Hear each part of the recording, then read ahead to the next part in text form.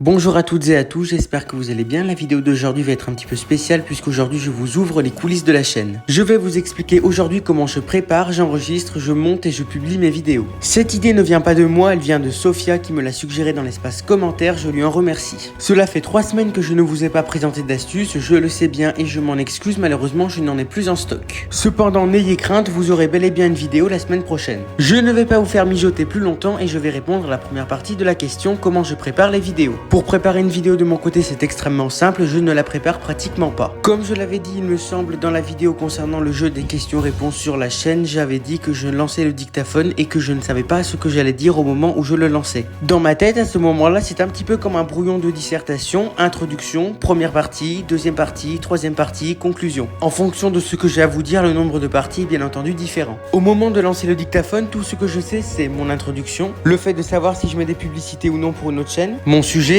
le nombre de parties que je vais faire pour répondre au sujet et la conclusion. Et c'est tout, au moment de la vidéo, j'improvise complètement mes phrases. Une fois que j'ai enregistré une phrase, je mets pause sur mon application dictaphone qui est celle d'Apple. Je vérifie ma phrase pour m'assurer qu'elle soit bien cohérente avec les précédentes et puis ensuite je m'assure qu'il n'y ait pas de vilaines fautes de français ou d'articulation. Je vérifie également qu'il n'y ait pas de fautes majeures d'intonation ou encore pire des bruits de fond importants. Imaginez juste que je finisse ma vidéo et que je me rende compte que le dictaphone a capté le fait que mon voisin est en train de tronçonner ses arbres. De plus, j'ai rajouté une deuxième couche de sécurité concernant les bruits de fond importants, j'ai réglé la sensibilité de mon dictaphone à peu près au même niveau que celui de mon ouïe. En conséquence, dès que j'entends un bruit de fond, je suis pratiquement sûr que ce dernier sera dans le dictaphone et en conséquence, je n'enregistre pas ou je recommence directement. Pour cela, j'ai directement sélectionné l'option lossless dans les réglages de dictaphone et il s'avère que le lossless a à peu près la même sensibilité que mon audition. À peu près étant quand même une grosse exagération puisque j'entends nettement mieux que le dictaphone et heureusement. Le problème d'une sensibilité aussi élevée, c'est qu'à peu près tous les sons s'entendent, y compris le son du moindre de mes mouvements ou encore pire de ma respiration. Avant de continuer, je tiens à vous confesser que le terme de sensibilité du lossless n'est pas tout à fait approprié puisque le lossless est un format d'enregistrement et pas un appareil en tant que tel. Mais je m'égare, une fois que je me suis assuré de la validité de la phrase, je passe à la suivante en reproduisant exactement le même schéma que pour la précédente. Le problème de l'improvisation est double, le premier c'est qu'il y a beaucoup de cafouillage concernant les phrases et le second c'est que des fois je ne fais pas assez de recherches complémentaires.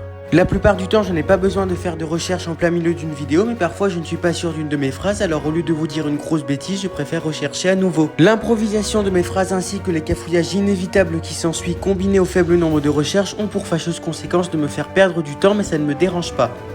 Certes, le système n'est pas complètement optimisé niveau vitesse, mais ce n'est pas très grave puisqu'au moins je vous fais des phrases naturelles par l'improvisation et pas un truc effet prise de notes. Une fois que j'ai terminé l'enregistrement, un problème se pose. En effet, YouTube exige de la vidéo et le dictaphone est par définition en audio. Pour pallier à ce problème, il y a une solution toute simple, faire un enregistrement d'écran et lancer le dictaphone au moment où on lance l'enregistrement. Cependant, juste avant de transformer mon audio en vidéo avec cette astuce, j'en profite pour activer l'option qui permet de supprimer les silences. Une fois ceci fait, rien de plus simple, vous déclenchez les deux en simultané et vous attendez. En plus, ça vous permet de faire une réécoute globale. Si la vidéo fait 2-3 minutes, je reste dans l'application dictaphone et j'attends que ça se passe en marchant. Et puis si la vidéo est vraiment longue, je joue à un jeu en attendant, sans faire de bruit bien entendu. Mon petit jeu favori actuellement, vous l'avez peut-être remarqué, c'est Slither.io. Je suis complètement nul et j'assume, mais au moins je m'amuse. Jouer à Slither.io, même si vous n'êtes pas d'accord, ça a au moins le mérite de faire un peu d'animation dans la vidéo parce que la barre de progression du dictaphone, c'est pas ouf. À la fin de mon dictaphone, j'arrête l'enregistrement d'écran et j'attends que ce dernier soit enregistré dans ma photothèque avec la fameuse notification orange pour confirmation. En attendant la confirmation, j'ouvre l'application iMovie qui est mon logiciel de montage et je crée un nouveau projet pour ne pas perdre de temps. Une fois l'enregistrement d'écran sauvegardé dans la photothèque, un problème se pose. On ne peut pas envoyer des photos ou des vidéos directement dans iMovie depuis la photothèque. Que faut-il faire à votre avis? L'enregistrer tout d'abord dans Fichier et ensuite l'envoyer dans iMovie. Je sais pas pourquoi Apple n'a pas fait un chemin direct, mais bon. Une fois ceci fait, je partage le fichier et enfin j'ai quelque chose dans iMovie. Génial. Mes deux premières actions de montage consiste en la suppression des silences au début et à la fin de la piste. Ces silences sont dus au délai que je mets pour lancer et arrêter l'enregistrement d'écran parce qu'il n'est pas possible d'être parfaitement synchronisé entre l'arrêt du dictaphone et l'arrêt de l'enregistrement d'écran ou avec leur commencement. Il faut croire que je suis assez réactif puisque je n'ai que 0,3 secondes à couper de chaque côté de la piste environ. Une fois ces deux actions effectuées, je clique sur le bouton permettant d'insérer une seconde piste audio pour la musique de fond. Ensuite, je vais récupérer la musique qui m'intéresse en cliquant sur le bouton permettant d'insérer un nouveau contenu en fond sonore. Une fois la musique sélectionnée, je calibre le volume de ma voix avec celui de la musique pour que les deux soient équilibrés, que l'on m'entende clairement et que la musique ne soit pas inaudible non plus. Une fois la phase de calibration effectuée, j'envoie mon fichier en direction de la photothèque en baissant sa qualité au maximum puisque je ne veux pas avoir un truc trop lourd et en plus les images c'est pas ce qui nous intéresse. Une fois ceci fait, je n'ai plus qu'à ouvrir l'application YouTube et à sélectionner la vidéo que je veux publier. En règle générale, c'est la dernière que j'ai faite. Ensuite, je n'ai plus qu'à décorer ma vidéo avec une miniature, un titre, une description, une playlist et sa visibilité. Ensuite, je n'ai plus qu'à passer à l'étape suivante et indiquer que ma vidéo n'est pas conçue pour les enfants et je n'ai plus qu'à la publier. Ensuite, je ne m'en soucie pratiquement plus, même si elle va être publiée dans 6 mois, je sais que le calendrier fera son travail. Le seul petit problème des publications à longue date, c'est le fait que les informations peuvent changer, par exemple notamment concernant le nombre de AirTags, on passe à 32 au lieu de 16. Vous l'avez très bien entendu à ma voix, ça m'agace, d'autant plus que l'information que je viens de vous livrer, je l'ai trouvée dans une fiche d'assistance en anglais. Alors ne vous inquiétez pas, je connais le système de traduction de Safari, je vous l'ai même présenté, cependant je trouve ça un peu fort d'aller chercher dans les fiches en anglais, Apple aurait au moins pu le mettre dans d'autres langues. Cette vidéo est à présent terminée, si vous l'avez aimée, n'hésitez pas à la liker, à la commenter, à la partager et à vous abonner. Pour toute suggestion, questions, remarques, les commentaires sont là pour ça. Moi je vous dis à bientôt, ciao!